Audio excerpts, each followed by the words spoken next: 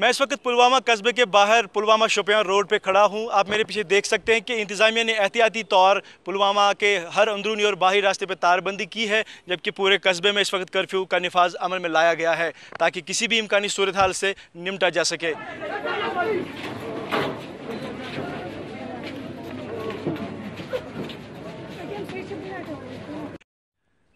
पुलवामा के सिंधु गांव में आज सुबह तसद्दुम आराई के दौरान 3 अस्करियत पसंद और एक फौजी एहलकार हलाक हुआ है, जबकि तसद्दुम आराई के बाद नौजवानों और फोर्सेज एहलकारों के माबैन झड़पों में दर्जन भर नौजवान जख्मी हो गए, जिनमें से बाद में 7 की मौत वाक़ हुई है।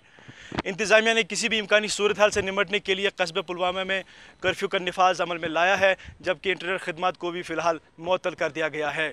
इस वक्त पूरे ज़िले में हालात बेहद कशीदा बने हुए हैं। ETV भारत के लिए पुलवामा से मैं शौकत डार।